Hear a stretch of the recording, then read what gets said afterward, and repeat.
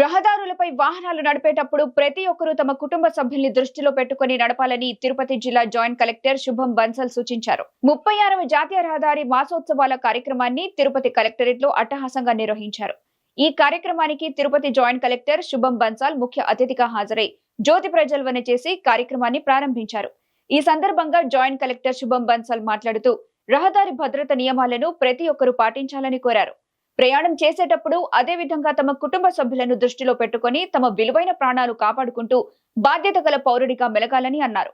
ఈ మధ్య కాలంలో ప్రమాదాలు ఎక్కువగా జరుగుతున్నాయని ఆవేదన వ్యక్తం చేశారు. వాహనదారులు రహదారి భద్రత నియమాలను ఉల్లంఘిస్తున్నారని చెప్పారు.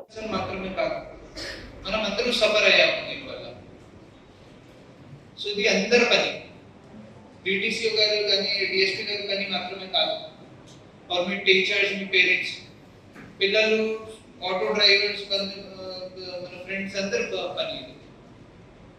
సో పేరెంట్స్ మరియు టీచర్స్ కు ఇది ఒక రిక్వెస్ట్. మీ పిల్లలు బయట ఇక్కడ ఆడుతున్నారు, రోడ్ దగ్గర, రోడ్ పక్కన, రోడ్ మీద ఆడుతున్నారు, ఎలా చేస్తున్నారు, ఏ టైంకి హెవీ వెహికల్స్ వస్తున్నాయి, ఏం చేస్తున్నారు, బస్ నుంచి ఎలా దిగిస్తున్నారు, ఎలా సైకిల్ మీద ఎలా నడుస్తున్నారు, అది అంతా మీకు చూసుకోవాలి. ఇది కాకుండా ఖచ్చితంగా మీ పిల్లలతో 10-15 మినిట్స్ ప్రతి వారంలో రోడ్ సేఫ్టీ గురించి మాట్లాడాలి.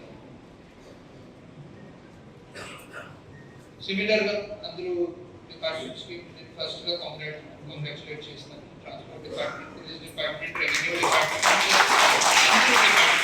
Education department.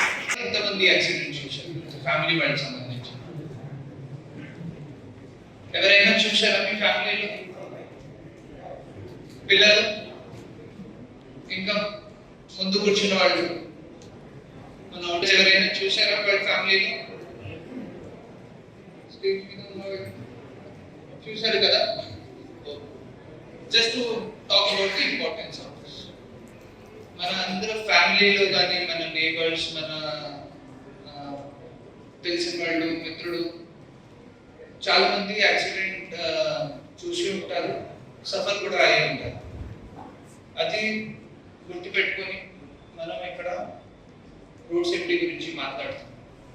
రోడ్ సేఫ్టీలో ముఖ్యంగా 2 పార్ట్స్ ఉన్నాయి. ఒకటే రోడ్, అది అభివృద్ధి కోసం చాలా చాలా ముఖ్యమైన, అది చాలా ఇంపార్టెంట్, అందరికీ తెలుసు. చాలా మన రాష్ట్రంలో నేషనల్ హైవే కానీ, స్టేట్ హైవే, విలేజ్ రోడ్ ఇది అంతా నడుస్తుంది, వస్తున్నాయి. దాంతోపాటు సేఫ్టీ కూడా చాలా ముఖ్యమైన part, very very important part. మనం ఇందాక డేటా గురించి మాట్లాడాము. ఎంతమంది చనిపోయారు, ఎంతమంది సఫర్ అయ్యారు, దీనివల్ల